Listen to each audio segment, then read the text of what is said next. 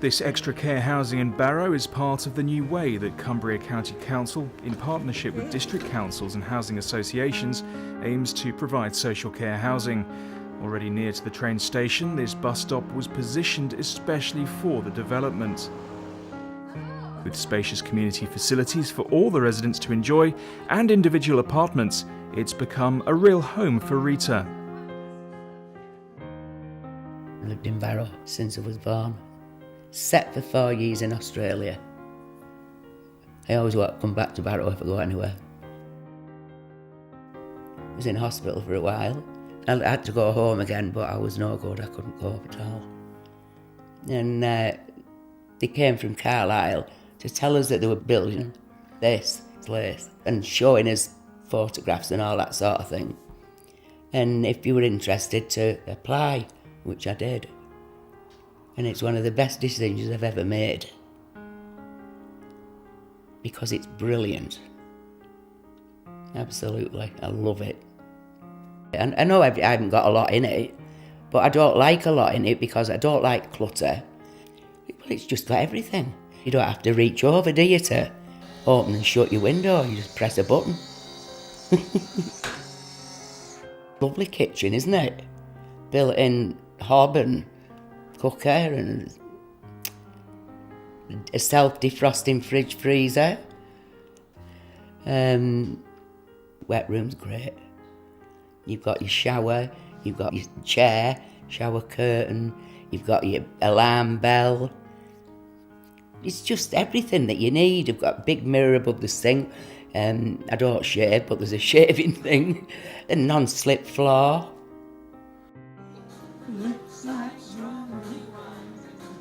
But it isn't just about the four walls.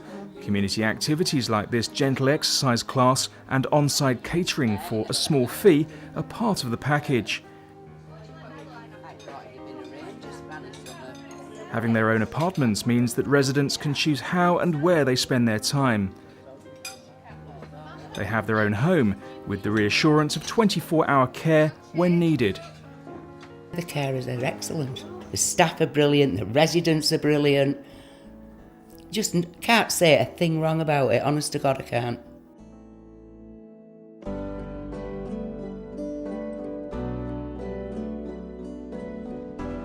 When people find they can no longer live in their own home, then they may choose to go into extra care housing. And in Milton, the Dudden Mews complex offers rented accommodation. Janet Owen is the area manager. They're built to what we call extra care needs, so they're a certain size, and we've built them with 2 bedrooms and the later floor showers. So it's no different to, say, a bungalow that we'd build on a housing estate. Marjorie was one of the first to move in. Marlene is one of her carers.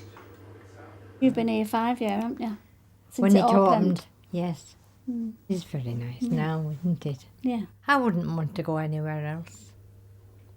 Marjorie's bungalow has its own kitchen and her family appreciate its second bedroom. Who's the one that comes Michael, to stay? He comes every Christmas, he wouldn't, whatever. I never have to say, are you coming? He's here. Marlene is part of a team who are on call for the residents. We have 24-hour care staff on site. And what it means for the people who live here is the reassurance that if they need any help and support at any time during the day, that it's here, readily available on site.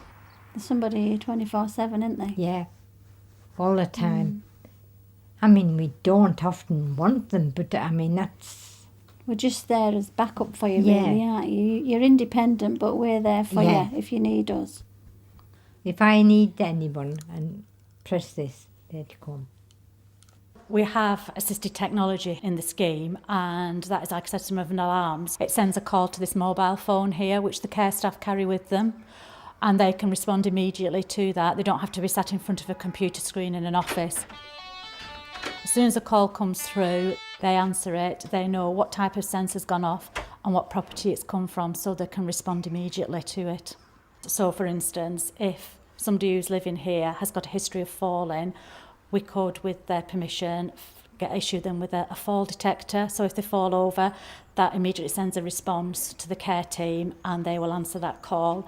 They get up and down in the night and we're concerned that they might fall or get disorientated and not know where to get back into bed, we can set it so it gives them enough time to get out of bed, to go to the toilet, to make themselves a drink and get back into bed. If they've not got back into bed within that allotted time, then an alarm goes off and the care staff respond. We also issue all the tenants with pendants, which are quite common in our sheltered schemes, so that if at any time during the day or night the tenant's worried or concerned, they're not feeling well, or they think somebody's prowling about the place, all they have to do is just press the pendant. That call goes through to the care staff and they can respond within 2 or 3 minutes. We don't just come and go. If Marjorie wants us, she just presses that buzzer, you know, and we'll come. But all the time, really, they're independent, they're on their own sort of thing.